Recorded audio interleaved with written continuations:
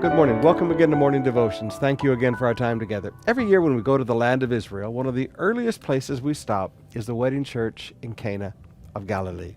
And we go there and we have a beautiful renewal of vows, and we celebrate Christ's involvement in our marriage. I want you to notice where this all started here in John chapter 2. On the third day, there was a wedding at Cana in Galilee. Now, these Jewish weddings were not like our weddings today that might take an hour or a few hours or a half a day, or if it's a really, really long wedding with lots of receptions, a whole day. In those days, a wedding was a 5 to 7 day affair. Now, I listened to a guy talk about the wedding of Cana one time, and he was a young preacher who obviously didn't study his Bible very much, because the whole theme of his sermon is, Jesus knew how to party. Well, first of all, Jesus was in the past tense and Jesus ever lived. So we don't say Jesus knew, he knows, okay? That was his first mistake, and that was the first thing that caught me. But then the second thing was he said, Jesus knows how to party. And what he was talking about is Jesus made lots of wine so everybody could get blasted drunk. But that's not really the case. In a 5 to 7 day wedding, the wine ran out. And notice Jesus made more wine in these giant jars with big open tops.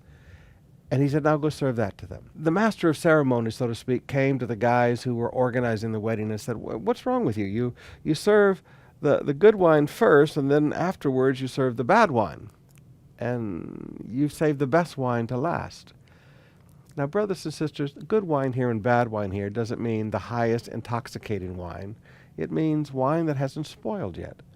You see, when you make wine in Jesus' day, you could not seal it.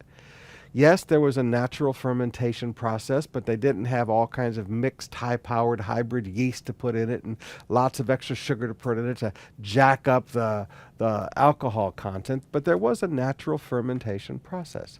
But because that fermentation process couldn't stop, if you had these big jars of wine and you left them out, I'm sorry, the wine's going to spoil very, very quickly. It's going to turn sour. It's going to turn to vinegar. Now, let me apply this to us for a moment. The fact that Jesus turned water into wine does not mean that Jesus got everybody blasted drunk that night. It means he turned it into fresh, new wine. Wine that had just been trampled out, so to speak. Wine that had just been pressed out of the grapes.